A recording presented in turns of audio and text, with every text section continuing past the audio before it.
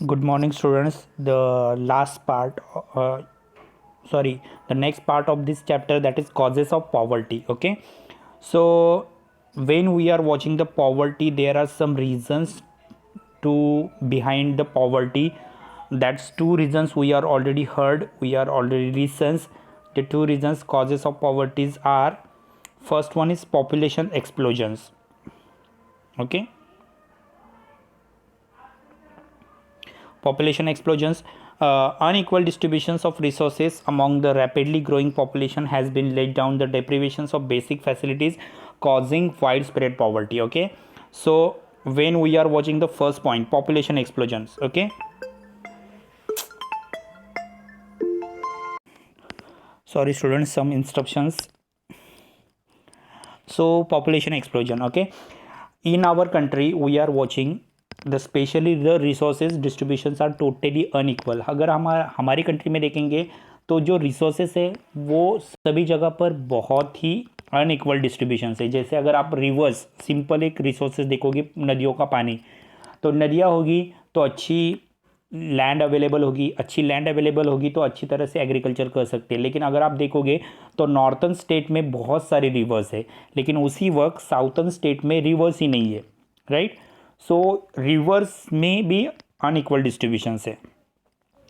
तो ये डिस्ट्रीब्यूशन जो होता है अनइक्वल, इसकी वजह से क्या होता है कि जहाँ पे वो रिसोर्सेज अवेलेबल है वहाँ पे पॉपुलेशन ज़्यादा होगी, बाकी जगह पर वो कम होगी.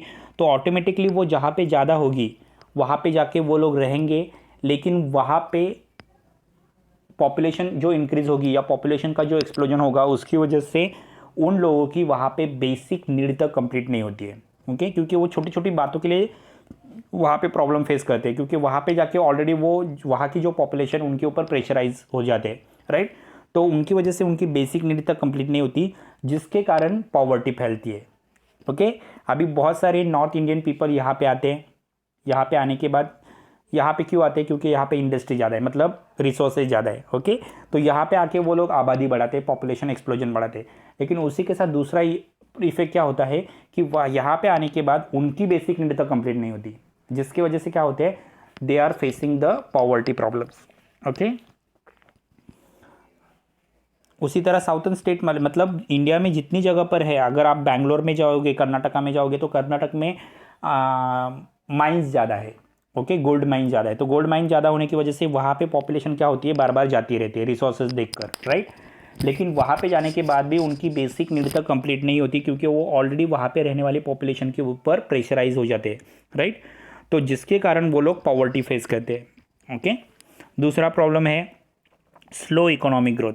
ओके, अभी देखेंगे तो हमारे यहाँ पे एग्रीकल्चर एंड इंडस्ट्रियल, ये दोनों की ग्रोथ बहुत ही कम है. ओके, एग्रीकल्चर भी अच्छा नहीं है एंड इंडस्ट्रियल ग्रोथ भी अच्छा नहीं है. तो जिसके कारण क्या होता है, कंट्री का नेशनल इनकम ही कम हो जाता है. ओके, और कंट्री के नेशनल इनकम के तो बारे में बाद में सोचेंगे, लेकिन पर कैपिटल इनकम मतलब हर एक पर्सन का मंथली इनकम या पर डे का इनकम भी बहुत कम होता है, जिसके कारण वो अपनी बेसिक नीड तक कंप्लीट नहीं कर पाते, वो अपने स्टैंडर्ड ऑफ लिविंग पे ध्यान नहीं दे पाते, वो अच्छे रहने पर, बेसिक नीड कंप्लीट करके लग्जरीज नीड खरीदने पर ध्यान ही नहीं दे पाते, क्योंकि ऑलरेडी इकोनॉमिक ग्रोथ बहुत ही कम है. So that's the reason they are facing the poverty problems. Okay, third one, unemployment and under employment. अभी दो प्रॉब्लम्स हैं, अनएम्प्लॉयमेंट एंड अंडर एम्प्लॉयमेंट. अगर पॉवर्टी देखोगे तो पॉवर्टी दो एरिया में डिस्ट्रीब्यूट है, एक तो है रूरल एरिया, दूसरा है अर्बन एरियाज. ओके, अभी इन दोनों एरिया में आपको क्या दिखाई देगा, अनएम्प्लॉयमेंट एंड अंडर एम्प्लॉयमेंट दिखाई देगा. Okay, unemployment and under employment दिखाई देगा. राइट, जहाँ पे गरीबी है वहाँ पे पहला प्रॉब्लम आपको दिखाई देगा, लोगों को जॉब नहीं है, इसकी वजह से पॉवर्टी स्प्रेड है. और दूसरा प्रॉब्लम दिखाई देगा कि अंडर एम्प्लॉयमेंट है, बहुत जॉब अवेलेबल है, लेकिन उस जॉब से उनको इतना कम सैलरी मिलता है कि वो अपनी बेसिक नीड तक कंप्लीट नहीं कर पाते. That is the reasons they are facing the problems of poverty. Okay, so unemployment problems, it's a normal problem, but underemployment problem is also a vast critical problems. Okay, because when we are facing the underemployment, we are not completed our fundamental needs in our natural incomes, whatever we have to gain. Okay, next one is economic inequalities. Okay, so in economic inequalities. Wide inequalities has been observed to distributions of income, asset, consumption expenditures, credit facilities, agriculture, land holding. This is the lead to high incidence of poverty. अभी और एक problem हमारे यहाँ पे है, that is economic inequalities.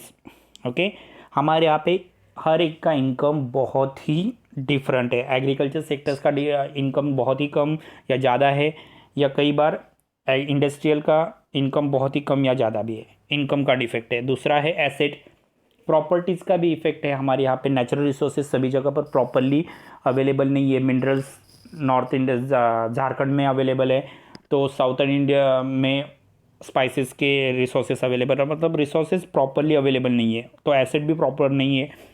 Next है consumption expenditure. बहुत सारे लोग कंजम्पशन पे बहुत कम खर्चा करते हैं, मतलब उन लोगों की बेसिक नीड ही कंप्लीट नहीं होती. क्रेडिट फैसिलिटीज अच्छी नहीं है. फार्मर्स को एग्रीकल्चर सेक्टर्स को डेवलप करने के लिए जो क्रेडिट चाहिए वो ही प्रॉपरली नहीं मिलता है, तो ये एक प्रॉब्लम्स है.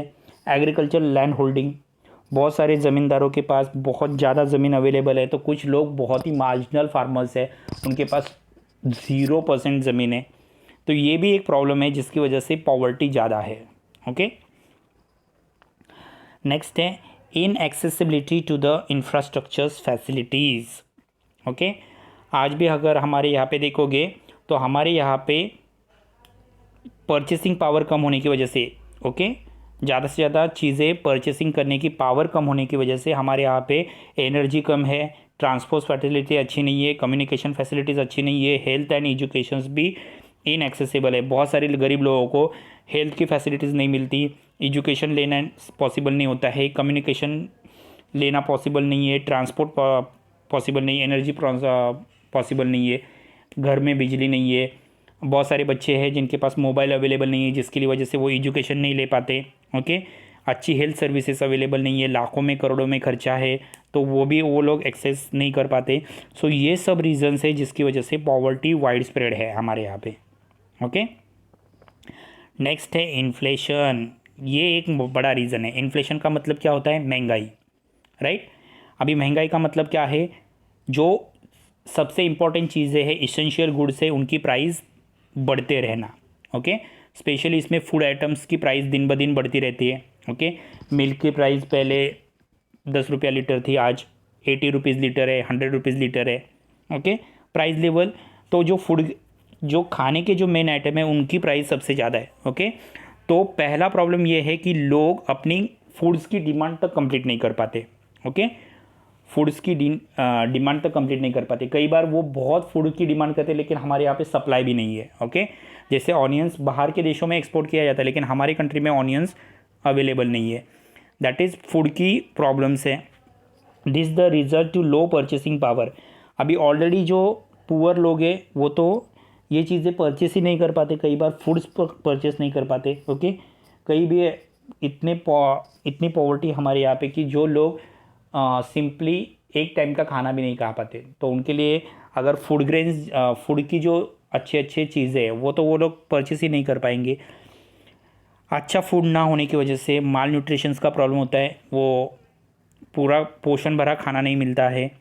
हंगर का प्रॉब्लम है, भूख का भी प्रॉब्लम है. हमारे यहाँ पे बहुत सारे लोग रात का दिन भर में एक टाइम खाना खा के सो जाते हैं, ये एक प्रॉब्लम है. स्टारवेशंस का प्रॉब्लम है. ओके, मतलब भूख से मरने वाले लोगों की भी आबादी हमारे यहाँ पे ज़्यादा है. That is the reasons of poverty. Okay, next is a regional imbalance.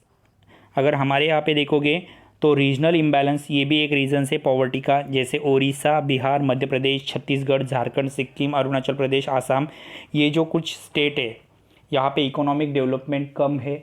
Economic development कम है इसलिए यहाँ पे पॉवर्टी ज़्यादा है. वहाँ पे इंडस्ट्री नहीं है, वहाँ पे एग्रीकल्चर डेवलप नहीं है, वहाँ पे रिसोर्सेज अवेलेबल नहीं है, वहाँ पे सैनिटेशन नहीं है, एनर्जी नहीं है, कम्युनिकेशन नहीं है, हेल्थ फैसिलिटीज़ नहीं है, जिनकी वजह से वहाँ पे पॉवर्टी ज़्यादा है. ओके, नेक्स्ट है विशियस सर्कल ऑफ पॉवर्टी. अभी एक रैगनर फ्रीच नाम के इकोनॉमिस्ट ने ये एक सर्कल बताया था जिसको हम विशियस पॉवर्टी सर्कल कहते हैं. अभी देखो, पहले तो हमारा इनकम कम है. ओके, या तो हम लोग स्टार्ट करेंगे हाँ, तो हमारा इनकम लो पर कैपिटल इनकम, हमारा सबसे पहली बात तो इनकम कम है। इनकम कम है इसलिए हमारी सेविंग कम है, लो सेविंग। ओके, सेविंग कम होने की वजह से हम लोग कैपिटल बना नहीं पाते, यानी एक इंडस्ट्री के लिए लगने वाला पैसा तक जुड़ नहीं पाते, इसलिए हम इन्वेस्ट नहीं करते, किसी भी चीज़ों में इन्वेस्टमेंट नहीं करते हम लोग। ना म्यूचुअल फंड में इन्वेस्टमेंट करते, ना शेयर में करते, ना डिबेंचर्स में करते, ना बैंक में करते। लो इन्वेस्टमेंट है। अभी लो इन्वेस्टमेंट होने की वजह से हम लोग इंडस्ट्री नहीं खड़ी कर सकते, इंडस्ट्री नहीं खड़ी कर सकते तो प्रोडक्शन नहीं होता है, प्रोडक्शन नहीं होता है तो लेस अनएम्प्लॉयमेंट है, जॉब अवेलेबल नहीं होंगे, जॉब अवेलेबल नहीं होंगे तो कंट्री को पैसा नहीं मिलेगा। ये जो सर्कल है वो हमेशा चालू रहता है। ओके, पहले लो पॉवर्टी इनकम, लो पर कैपिटल इनकम है। दूसरा कैपिटल इनकम यानी खुद का इनकम कम होने की वजह से सेविंग कम है। सेविंग कम होने की वजह से हम कैपिटल जमा नहीं कर सकते, कैपिटल जमा नहीं कर सकते इसलिए हम लोग इन्वेस्टमेंट नहीं कर सकते। इन्वेस्टमेंट नहीं है तो प्रोडक्शन भी कम है, प्रोडक्शन नहीं है तो जॉब भी कम है, जॉब नहीं है तो नेशनल इनकम भी कम है। ये एक सर्कल है जो हमेशा चालू रहता है, इसलिए इसको कहते हैं vicious circle of poverty. Okay, ये बार बार चालू रहने वाला है। पहले इनकम कम, इनकम कम की वजह से सेविंग कम, सेविंग कम की वजह से कैपिटल कम, कैपिटल की वजह से इन्वेस्टमेंट कम, इन्वेस्टमेंट की वजह से प्रोडक्शन कम, प्रोडक्शन की वजह से एम्प्लॉयमेंट कम, एंड एम्प्लॉयमेंट की वजह से national income come. This is the vicious circle of poverty. Okay, और कुछ फैक्टर्स है जिसकी वजह से पॉवर्टी हमारे यहाँ पे दिखाई देगी। पहला है रिकरेंस ऑफ नेचुरल डिजास्टर्स, हमारे यहाँ पे बार बार नेचुरल डिजास्टर्स आते हैं। ओके, देखो हम अगर देखेंगे तो 2006 में हमारे यहाँ पे हैवी रेनफॉल हुआ था। 2010 में हमारे यहाँ पे 2011-12 में हमारे यहाँ पे नेपाल या इंडिया के बॉर्डर पे अर्थक्वेक आ गया था। उसके बाद हमने देखा है 2013-14 में हमारे यहाँ पे उत्तराखंड में क्लाउड बर्स्टिंग हुआ था। उसके बाद हम लोग देख रहे हैं कि 2019 से लेकर अब तक हमारे यहाँ पे कोरोना का है। मतलब ये नेचुरल डिज़ास्टर्स हमारे पास बार बार आते हैं, और ये नेचुरल डिज़ास्टर्स की वजह से हमारी इनकम ही कम है, इनकम कम होने की वजह से हमारे यहाँ पे पॉवर्टी है। उसी के साथ कुछ प्रॉब्लम्स है हमारे यहाँ पे। कास्ट डिस्क्रिमिनेशन है, जाति भेद बहुत चलता है, तो लोअर कास्ट के लोगों को अपर कास्ट ऊपर आने नहीं देती, इसलिए वो पॉवर्टी बिलो पॉवर्टी लाइन के नीचे है। रिलीजियस मैटर है, हमारे यहाँ पे जो हिंदू धर्म सबसे ज़्यादा होने के कारण उसी धर्म को प्रेफरेंस ज़्यादा है, रिलीजियस प्रेफरेंस ज़्यादा है, तो बाकी रिलीजियस को वहाँ पे प्रोग्रेस करने का चांस बहुत ही कम मिलता है, तो पॉवर्टी है। रेशियल इफ़ेक्ट है हमारे यहाँ पे। रेशियल इफ़ेक्ट यानी हमारे यहाँ पे भाषा के लैंग्वेज के हिसाब से भी झगड़ा है। ओके, जो जिस लैंग्वेज का है वो उसी रीजन्स में रहे, दूसरे रीजन्स में ना जा पाए और इनकम ना कमा पाए, ये जो प्रॉब्लम्स है जिसकी वजह से भी हमारे यहाँ पे पॉवर्टी ज़्यादा है। जेंडर डिस्क्रिमिनेशन से आज भी हमारे यहाँ पे फीमेल को जॉब नहीं मिलता है, लड़कियों को जॉब नहीं करने दिया जाता है, जिसकी वजह से इनकम कम होती है और फिर पॉवर्टी फेस करना पड़ता है। रिलीजियस जेंडर डिस्क्रिमिनेशंस भी है। नेक्स्ट है एडमिनिस्ट्रेटिव इनएफिशिएंसी एंड करप्शंस। ये एक प्रॉब्लम है हमारे यहाँ पे, इनएफिशिएंसी बहुत ज़्यादा है गवर्नमेंट ऑफिसर्स की। अभी हम लोग देख रहे हैं हमारे यहाँ पे पूरी दुनिया को हम लोग वैक्सीन प्रोवाइड कर रहे हैं, लेकिन हमारे यहाँ पे ये वैक्सीन कम है, एडमिनिस्ट्रेटिव इनएफिशिएंसी है। ओके, करप्शन भी बहुत ज़्यादा है। ओके, जैसे रेमेडियस का जो दवाई है उसकी प्राइजेस लोगों ने कहाँ से कहाँ पे पहुँचाई है, गवर्नमेंट ने डिसाइड करके दिया है 250 में टेस्ट होगी RT-PCR की कोरोना की, लेकिन उसके लिए हर एक हॉस्पिटल 150 या 1500 रुपीज़ ले रहा है। करप्शन है सब जगह पर, that is created a poverty. Next है leakages in public distribution system. Public distribution system यानी रेशनिंग ऑफिस। रेशनिंग ऑफिस से अगर हर एक पर्सन्स को फूड प्रॉपरली अवेलेबल होंगे तो उसकी एक नीड्स तो कंप्लीट होती है, तो फिर वो बाकी 2 नीड्स की तरफ ध्यान से दे सकता है, that is clothes and shelters. लेकिन हमारे यहाँ पे पब्लिक डिस्ट्रीब्यूशन सिस्टम जो है वो भी बहुत वर्स्ट है।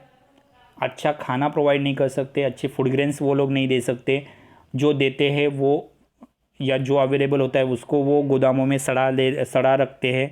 अभी आपने देखा होगा लास्ट ईयर करीबन 2000 क्विंटल जो पल्सेस थे, दाल थी, वो हमारे यहाँ पे गोदामों में सड़ के ख़राब हो गई, लेकिन गवर्नमेंट ने लोगों को डिस्ट्रीब्यूट नहीं की। ये इतनी गंदी सिस्टम की वजह से हमारे यहाँ पे पॉवर्टी का एक रिलीजियस अनब्रेकेबल प्रॉब्लम्स है। Okay, so these are the reasons or causes of poverty. Okay, just read it very properly. If you have any queries, ask me in the next lectures. Okay, thank you students.